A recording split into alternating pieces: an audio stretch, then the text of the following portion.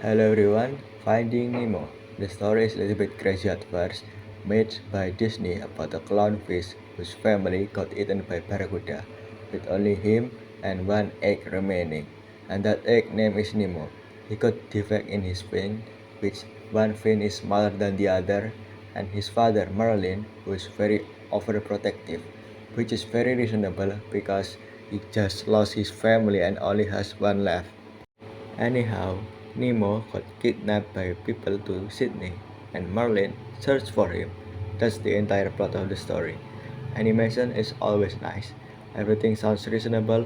The adventure might not as explainable at first, like how Story knows so much with her short-term memory loss, but this is just a piece of the puzzle. Another piece can be found in another movie, but we will stay at the story at first.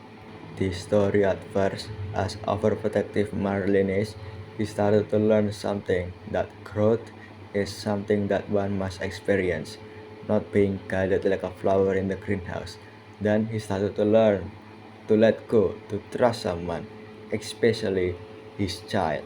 The adventure is thrilling, like when he fights against shark, anglerfish, jellyfish, even swallowed by a whale.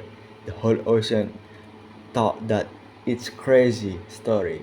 Everyone started talking about the clownfish finding his son across the sea. The story teaches us about perseverance and not give up as long as there is a hope. Like what Dory always said, just keep swimming, and finally, Marlin found his son, Nemo, and bring him back while trusting that his son could do better, even with the defect that he's having.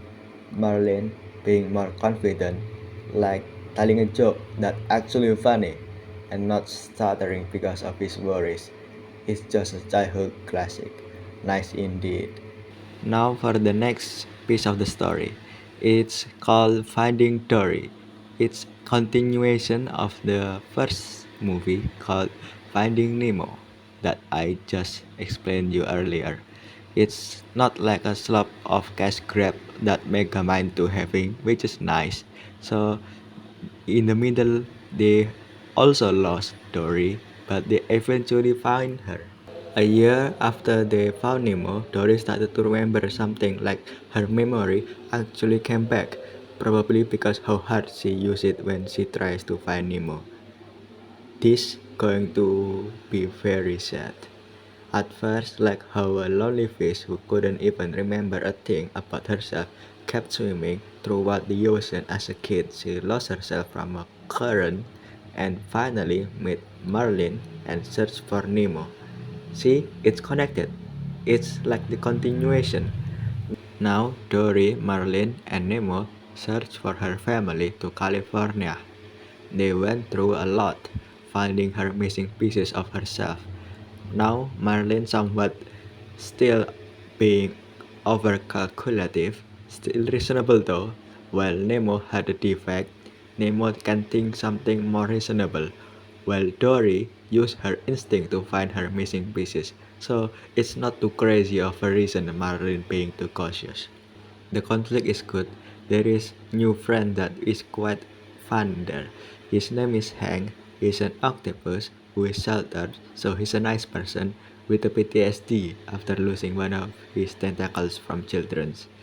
And he fight his PTSD through the story. The base of the story is not new, but the way that it happened is so natural. Like we see what our favorite fish Dory doing. Turns out she's very knowledgeable about everything because she's been living with human in a big aquarium and able to speak well because she has a friend, a whale shark. Her name is Destiny. Everything makes sense. At least sequel should be like this. It should have some kind of connection from the first movie.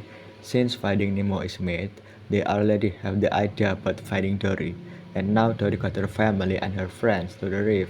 It's like collecting Pokemon and bringing them back to the reef. For example, at the first movie, he able to let go of his kid and letting him grow.